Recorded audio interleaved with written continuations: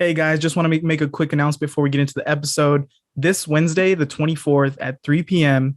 Pacific time to be specific, look for us on Jon Jay's channel, 49ers Ultimate Report. We're pumped. It's going to be a live stream, so tune in. Be ready for that. Be on the lookout for that. We'll post the link to his channel in this description. See you guys there. Check it out.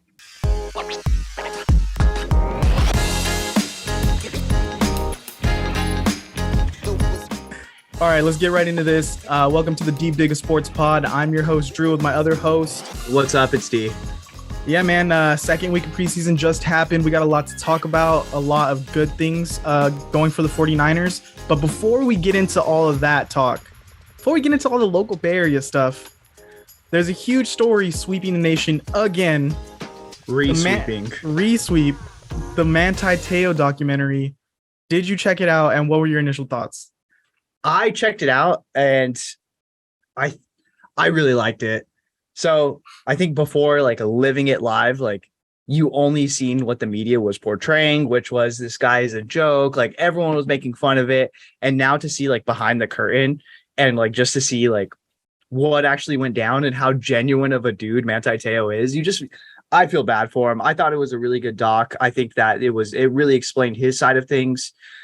And you just you feel bad you just feel for the guy. So it is. Yeah, man. He's like such a genuine person, such an intense person, man. Like I didn't know that about Manti, how like intense and like motivated and how serious he is about like just life. And yeah, it was crazy to see him talk about it and the emotion he felt of like the weight of this real person affecting his life was, man, it was intense. And the lengths, I mean, maybe I was too young to know the lengths that this person went to make this seem real.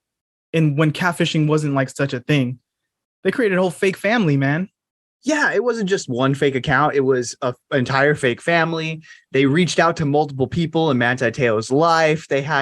He was like talking to his parents. Like, oh, it was crazy, dude. Yeah, man. And I just, every time the person Renaya, every time she was like, oh yeah, and then I got mad at Manti, so I did this. I'm like, dude, you're so like such a terrible person. And the only consequences for Renaya was like, oh yeah, I dealt with the media I went on Dr. Phil and he had me fake that voice. And it's like, that was actually crazy that I did not remember that happened. That this when she was a man, like went on there and did the fake woman voice. Like how, man, that's kind of embarrassing. Yeah, I kind of feel for that in that sense. But it's like, bro, you ruined Manti Te'o's like. I'm not taking the levity. The first and the second round is so crazy. I looked it up, and in this year's draft, the last pick in the the last pick of the first round, and where Manti Te'o got drafted in the second round, the difference in that is $11 million. And it's not like, oh, okay, well, I still got a few mil. It was $12 million and $1 million. Like, that's crazy. And plus they get a 5th-year option. So like he dropped out of the first round. And I think that's a pretty big deal. And plus you always have that stigma of, hey, this was a first round pick. So you just get more, like, you get more at bats. You know what I mean? No, yeah, I'm not taking away from anything that she did. Garbage person in garbage situations doing that. I'm just saying there was a couple moments where I did feel for her, like the identity crisis thing, like not wanting to be able to be herself when she was like a guy and like dealing with, I guess, a more masculine family, but just took it way, way too far. Catfished him. And then to a certain point, you got to think like you're in too deep. You got to cut out. And she did fake the death and cut out. But then she tried to double back, like, oh, nah, he ain't gonna get away with this. Like, she did take that was ridiculous. And she even said, like, it was selfish, but like, it was so selfish. It was so bad to be not to spoil this old story in this documentary, but she wasn't gonna get away with it at that point, even if she didn't do the run it back, because people were onto her. Like, people knew that it was fake and knew that someone was behind it. But the doubling down on it definitely is what put the nail in the coffin on the story. But the emotional toll on Manti was like, so you've got to think like he actually did love this person. He spent years talking to this person. And then his grandma passes, they pass, and then all of a sudden out of nowhere, they come back to life. Like, man, what a shitty person to be like, oh wait, your grandma died? Oh, me too. Me too. yeah, Like, I'm dead. that was a terrible, terrible thing to do. Any fault on Manti though, for not What are you gonna fault him for being like a trusting dude? That's like being mad at the like people right now that are like getting like crypto rug pulled. It's like such a new thing to where it's like you can't really blame the people that fall for it because catfishing at the time was just so brand new. It wasn't in anyone's vernacular. Yeah, and I think back then I was so like, oh, Manti's dumb to fall for this. But then when you watch the doc and you see like the levels this person was like Nathan Fielder level tricking this guy. And I think I see that it wasn't completely on a like oblivious Manti. He was questioning, but then he thought he had those facts checked. He thought he was backing himself up with these other people. And it was just such a clever ruse that, man, I think it would have been tough for anyone back then to not fall for it. Yeah. Because then why be suspicious? Like at that point in time, it was like, if you say you're this person on the internet, like you are this person. It's like that Ricky Gervais movie where they can't lie. It's like, I take it at face value. Everything you say, it's true. But then you think of too, like his environment, like very sheltered, like tight knit community where he's from. And then he goes to Notre Dame where he's a fish out of water and doesn't know anyone. So now he has this person that shares his culture and he doesn't even have to like spend time with them. He's just like investing everything into his own football life. And then he has that on the side. So I don't think it was like such a thing of him, oh yeah, I'm going to date this girl and like see where it goes. It was like, oh, I'm going to be, this person's there for me in this way. And it built into that by accident for him, you know? It was the perfect storm of just like unfortunate coincidences that left it into that situation. I mean, great documentary. Check it out, guys. Check it out. It's a two-parter. It was pretty good. Yeah. You ready to get into 49ers now? And I could have talked about that documentary for a while. Let's get into some Javon Kinlaw. Loving how he's looking on the field. Do you see Cone and McAfee go back and forth a little bit? McAfee's a mouth breather. What did he call Cone? Like a jackass or something like that? Yeah, something like that. He's a bum ass. Yeah. So shots fired on both sides. I mean, with every sack that Javon Kinlaw gets this year, Grant Cohn's gonna get hate on him so bad on Twitter. Much of the picture of Javon Kinlaw with that squirrel in his mouth. I've seen that around so many times. The body temperature went cold. Man. Yeah, the D line looks amazing. I think that was the entire story this week of practice was the defensive line. Nick Bosa, Javon Kinlaw, Drake Jackson all look phenomenal. Yeah, man. And then we lead into the second preseason game against the Vikings. Dominant D-line play. Kellen Mond was running for his life. He's getting pressure with every throw. And I mean, to be credit to him, he did get some completions in. But man, Drake Jackson, Javon Kinlaw, Omenahue, it's just endless bodies getting thrown at this guy. And our D-line is looking amazing. And these are just our backups. And the instincts that they're showing, as soon as the ball is like looks like it's going to be released, everyone puts their hands up. It is crazy, dude. Like it's going to be such an athletic, when the first team is out there, it's going to be such an athletic bunch that teams are just going to struggle both to run the ball and to get even quick passes off. Yeah. And it's with this team right now, I don't remember a preseason where my gut was hurting for that last cut day like this team, because I feel like the defense is loaded in every position right now. And I wish we could keep like 15 D linemen on this roster, but there's going to be some tough cuts the final day. I'm not sure who's going to make it, but I really hope we hold on to like the Jordan Willis's and the Omenahues, Kerry Hyder. Man, there's just so many pieces, like, dude. There's just too many pieces. It's tough to pick who's going to be that difference maker in that role. and then who's going to be the guy that extra fat off the top we can trim and maybe hurt us in the long run where he goes and plays for a different team really well. I don't know, man. It's going to be difficult decisions. I'm glad I'm not John Lynch right now. I'm already sad with one cut, the Robert and DJ cut. I felt for him, you know. I felt like he was going to have a solid role for this team. Maybe not like a backup, but if there's an injury, he could have become a rotation player. And that's not to say that we don't bring him back in the future, you know? I mean, there's a lot of talent there, obviously the first round pick, but it's just too deep, dude. There's just so many dogs on that line. Like, good luck. But I mean, I hate to say it, but like Niners are kind of an injury prone team. So if we do get banged up, I think there's a chance that some of these guys getting cut will come back and make an appearance. I think the 49ers are pretty loyal to guys that run through their system, like the Jordan Matthews of the world, the Darqueze Dennard. Like these guys a few years ago, Jonathan Cyprien, he got cut and Kyle told him, hey, stay here. We always have DBs hurt. If you just stay in the area and stay ready, we'll call you. And he got the call. You know what I mean?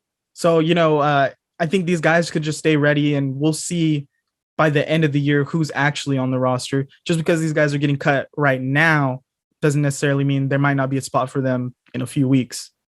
Yeah. And too, what if they end up trading some of these guys, just like we did with some of the linebackers? I think it was last year or 2 years ago where people were calling on the deadline like, hey, you know what? We'll shoot you a 7th. We'll shoot you a 6th. Just send us this guy. So who knows? Maybe we have a couple of those. Yeah, and not to just get into all the backup positions.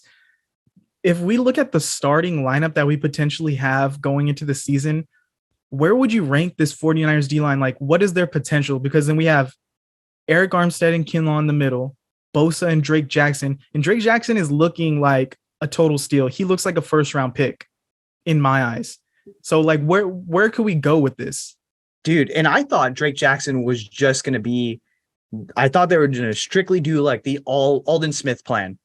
Hey, you're on third downs, you're on passing downs, and that's it. Or, hey, and when we get up, you're going to be on the line because we know you just can pin your ears back and go for it. But we've seen him defend the run now. We've seen him actually make athletic moves and moving with the quarterback and being able to pivot and stop and raise his hands.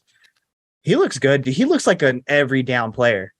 He's doing a lot of nice stuff. He's athletic. He's breaking up pass plays. He's containing that edge. And I mean, he's so much more talented than these other guys that we're talking about, the O'Menihus and Willises.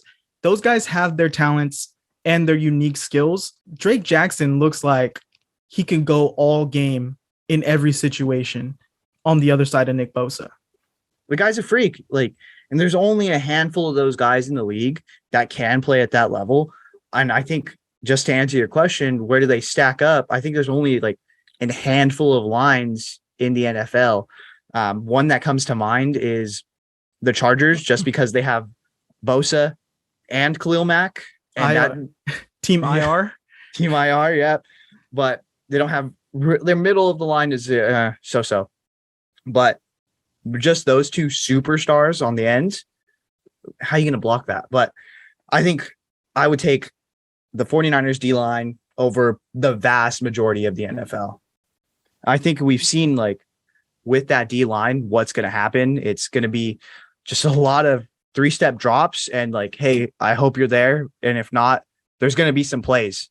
And we've seen, George Odom make that play this past, preseason game with that pick.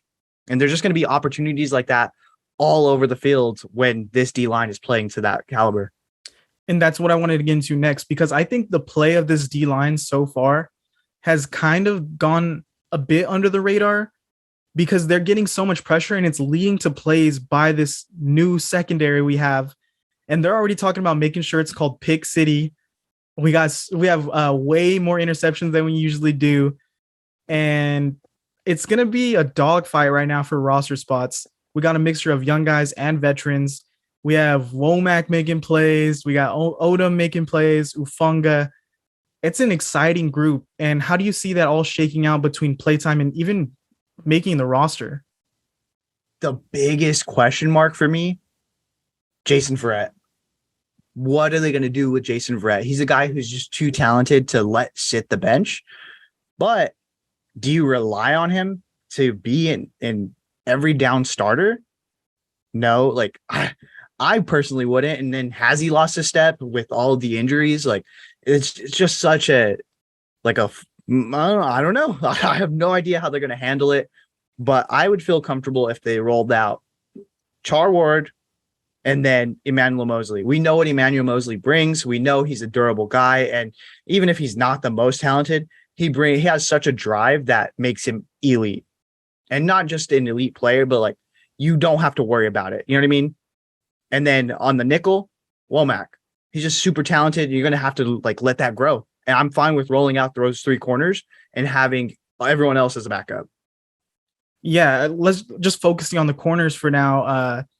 I think E-Man has solidified himself as a starter for this team. He's always been, for these past couple of years, he's been the guy that's covering the best player on the other team. And I think he's done enough to like, we don't even have to question his position. And then Char Ward he's a stud. I'm so glad we brought him in. And I think those two spots are going to be great for us as long as they stay healthy, which they already aren't.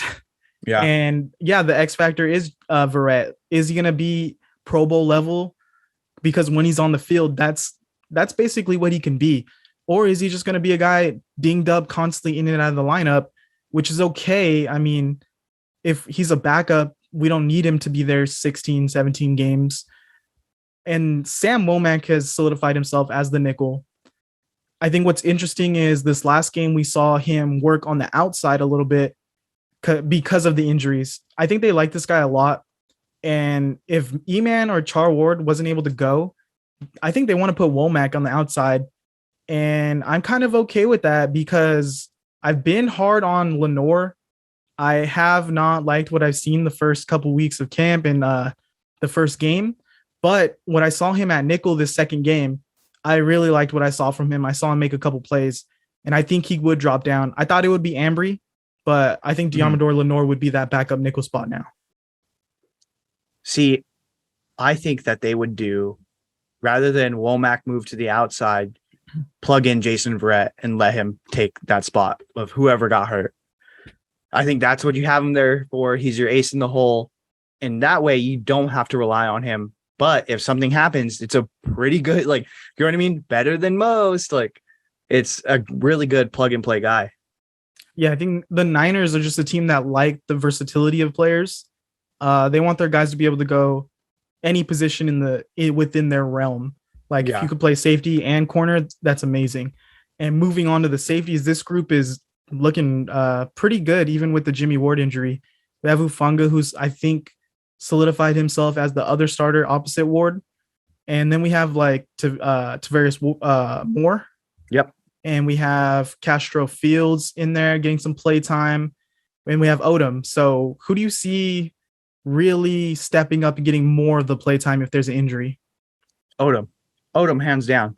I think he's doing it the best way he can. He's making plays while he's on defense. But like we said before, the special teams unit is going to take a bigger role this year. And he's a guy that they brought specifically for that. And if he shows out there, he's going to get the play time on the fields. Just like Hufanga did last year, where he was more of that rover spot. Like, hey, I'm going to take this. I think we're going to see Odom on the field quite a bit. Yeah, I agree. I think I'm liking what I'm seeing from Castro Fields, but I think he is still pretty raw. He can improve in some ways. And like they were saying on the broadcast, he is a thin guy. He could put on a little bit of weight. We don't want him to get out there and get injured. I think he's just learning. The first week, we didn't see him much. We didn't see him be aggressive. This week, I think he was just playing balls to the wall. He was very aggressive, and he was in on plays. And I like to see that, but I think he's got a swagger to him too. He definitely does. And I really like that, but I think I'd rather see the leadership, the veteran leadership of Odom out there who looks just a little bit more poised. Yeah. He looks polished. He's been there. He's done that. Like he got a lot of playing time last year with the Colts. So yeah, I'd feel comfortable rolling him out there. I feel like Odom's a borderline starter. Yeah. Like him as a backup is really good for you. Above average backup, maybe average to below average starter, that's perfect realm for what we need. Yeah, exactly. So I think that's the rotation. If someone goes down, I feel like Odom's going to be good either way. All right, let's switch over to the offensive side of the ball real quick. You want to start with the quarterbacks? I feel like hot topic always with the 49ers fans. The backup quarterback position was on display this last game. What did you see? Who is QB2? No, I saw some good things out of both Sudfeld and Brock Purdy. I think if I had to personally choose, I would want Brock Purdy over Nate Sudfeld, but I think they're going to end up keeping them both just because you have Trey Lance. You're going to need a veteran presence. And there's a reason that guys like Nate Sudfeld stay in the league so long is because they're basically an extension of the coach at that point. So you want a guy who's been there, done that. And even though he's, the Eagles thought he was like tanking, like there's a reason, like I think he's a cerebral guy. He's big. He has all the attributes of a quarterback, but something just it doesn't all come together. Whereas Purdy is this small guy that he just looks dynamic. He looks good, dude. I really like what I'm seeing from Brock Purdy. What are you liking? Yeah, I like what I saw from both the guys. Two different players, stylistically. Sudfeld, big, tall quarterback, can really throw a good spiral. I think he hits the open guy more often than not. Purdy, a little bit more accurate with the medium to short throws, a little bit more mobile. It's a tough choice. I feel like you get the same value of play almost from both of them, which is exciting for Brock Purdy as like Mr. Irrelevant, a rookie going into this year. I would go with Sudfeld for now. He just has the size and the calmness in the pocket that I've seen from him is I like that better. But that's not to say Purdy doesn't have a future with this team. I think this is a guy that Kyle really likes. And I could see him next year being the backup and us letting Sudfeld walk and him potentially being a backup for us for the next 4 or 5 years. Yeah. And if anything happens, like I think if they had to choose one quarterback, it would be Sudfeld. And Purdy would be like just a victim of circumstance. Hey, you have the second year guy in Trey Lance, and we just need someone, i.e., the Pat Mahomes situation when they were looking for a backup. They wanted an older married guy, someone that, hey, like we can teach you the ropes of the NFL and just model what I do. I'm going to be a true pro. I think that's what they would get with Nate Sudfeld. But personally, if I team with, let's say, Tom Brady, I think that's a different story. I think you go Brock Purdy, the like dynamic guy who could, hey, like, I don't know what it is, but he has a little grit to him. He has a like I'm going to prove myself. And so I like that. I think personally, I would go with him, but for the situation, if it had to be someone with Trey Lance, it'd be Nate Sudfeld. Yeah. And that's what I'm saying. Like this season, I'd say Sudfeld, and I'd like to keep all three. I think the quarterback rooms around the league are pretty full at the moment. So I think you could practice squad Purdy and keep him on the roster for a full season. And if you didn't, say you practice squad him and he got picked up, I'd kind of want that for Purdy anyways, because I'm as a Purdy fan, let's see like him go somewhere where he can be the backup and potentially work his way up, because he's not going to do it here. He would be a career backup in San Francisco, which is an impressive career nonetheless. But I think this is a guy that believes in himself, and he has the drive to attempt to be a starter one day. He's not going to just pack it in and hold the clipboard his whole career. This guy wants to compete for a job. Yeah, I would not be surprised if he ended up getting like Taylor Heineke level starts. You know what I mean? Where they're like, hey, like, we could make this guy our franchise guy. Like, yeah, and he's borderline gonna do it, you know? Yeah, and there's a time and a place for that. I think this year, let Brock Purdy sit, let him learn let him be in this quarterback room and learn. Sudfeld is really good in the quarterback room. We can't really let go of that right now. But once Purdy learns the ropes and he can become just like that in the locker room, I think Sudfeld be a casualty of the circumstance as well. Brock Purdy could be that backup next year. Yeah, and another thing that kind of contributes to that is first-time quarterback coach Brian Greasy. So Sudfeld's been there longer than Greasy has and knows the playbook and knows what Kyle likes. So I think he's almost that second QB coach for Trey Lance. Yeah, in 3 years, you taking Gardner Minshew or you taking Brock Purdy as your starter? Dang. Is Gardner Minshew still doing YouTube videos I don't know. with the samurai sword? It depends on if Gardner Minshew is still sleeping on a bus outside the practice field. Yeah. I don't know if Brock Purdy is that dedicated, man, but we're gonna find out. So the guys that these quarterbacks are throwing to, the wide receivers, some interesting situations because Danny Gray looks like a guy.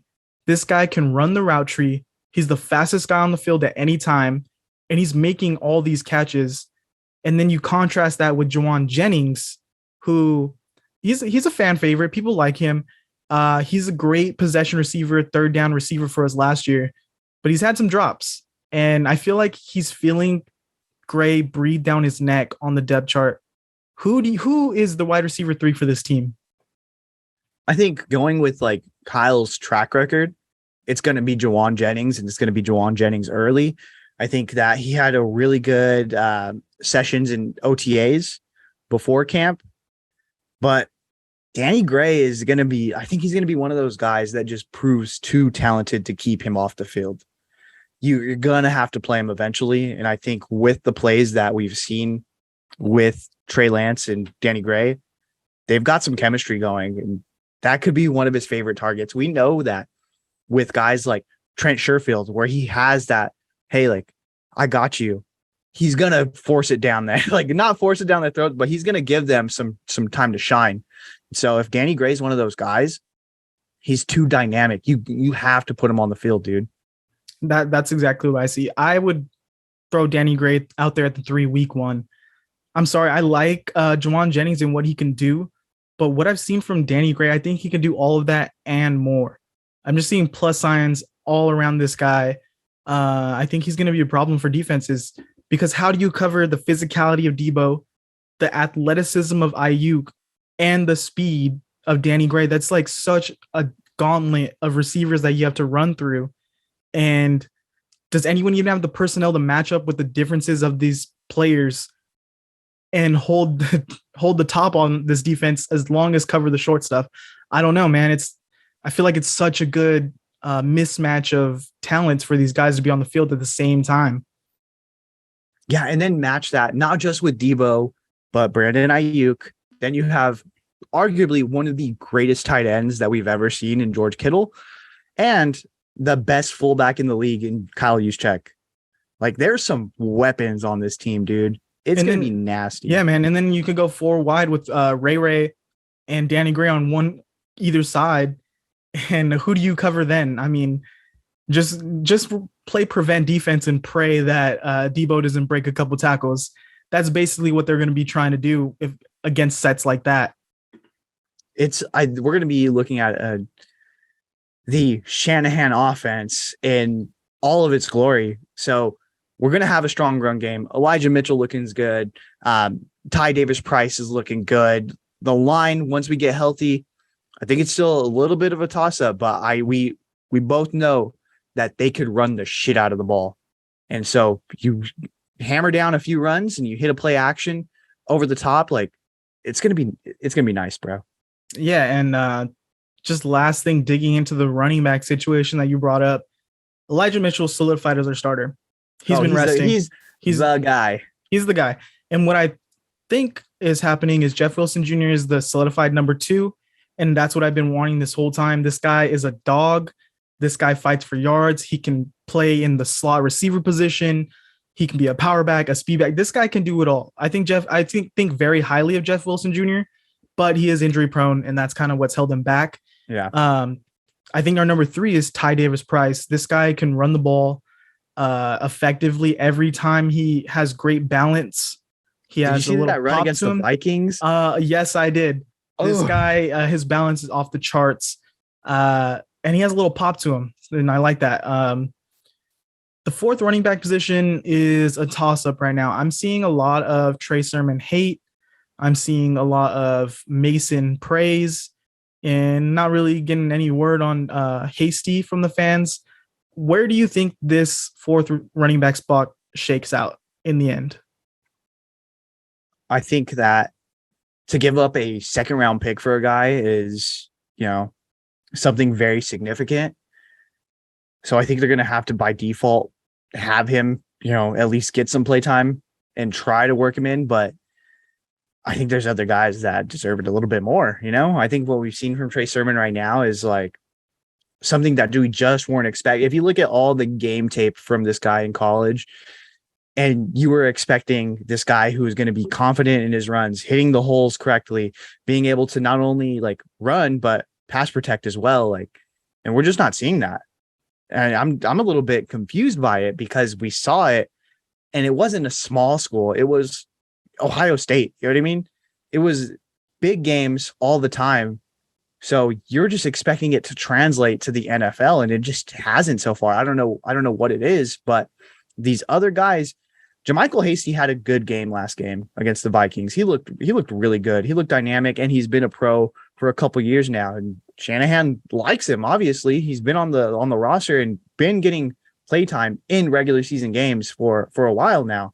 So it's going to take a lot, but you gave up a second round pick for this guy. Do you just like cut losses and try to trade, or do you cut him?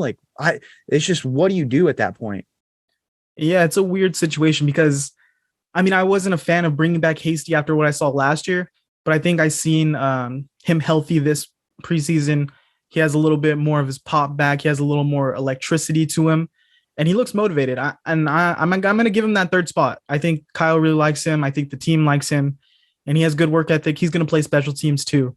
And then you go to Trey Sermon, and yeah, I think the only reason he would make this roster is he was a second round pick. Haven't seen much from him. And you would have thought last preseason he would have worked his way up and earned that role over Elijah Mitchell.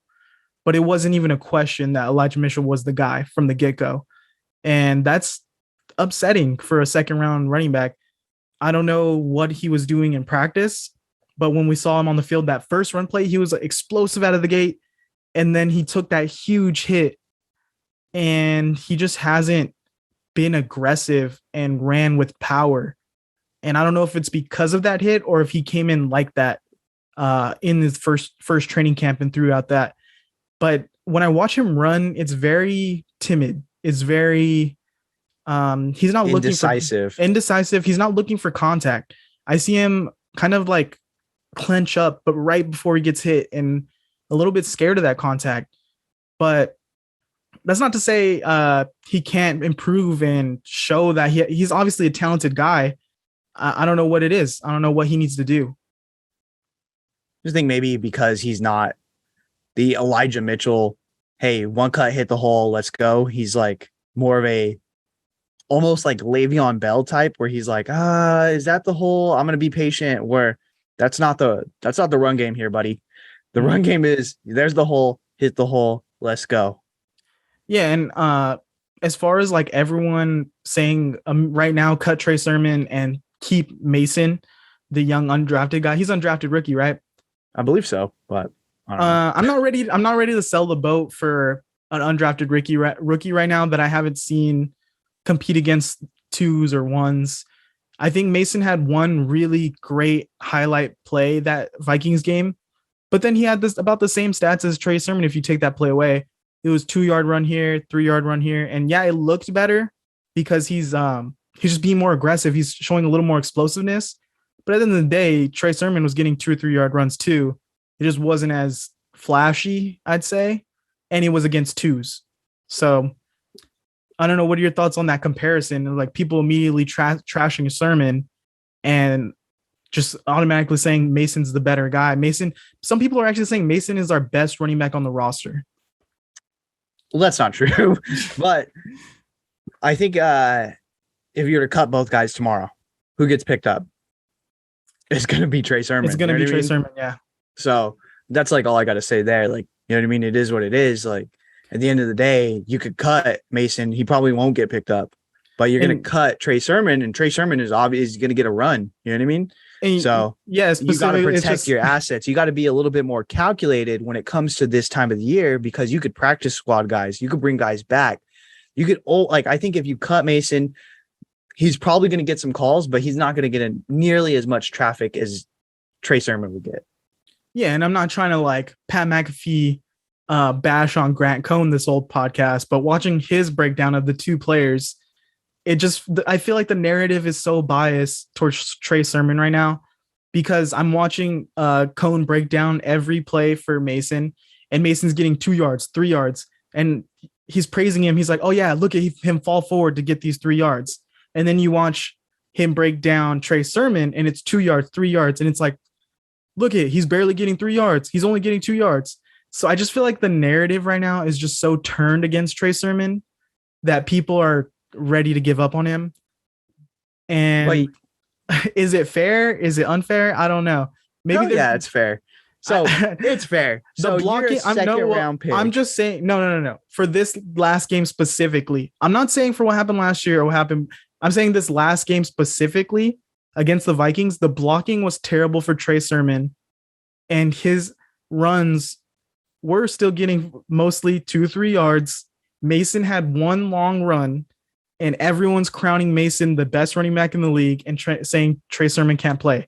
Not necessarily saying that Sermon's better. I'm just saying it's kind of a biased narrative right now. Because it's week after week this happens. You know what I mean? Yeah, it's not just 1 week. It's a culmination of last year's hype, the letdown, and then this year, hey, he's looking better. Hey, I'm expecting him to step up, and it just hasn't happened. So people, like, rightly so, are pissed. People are going to look at him with a more critical eye than Mason, because Mason didn't have the second round pick status on him. If he had the second round pick status, you'd be looking at him and like combing through each play and trying to find the negatives, because this guy just hasn't equaled up to that.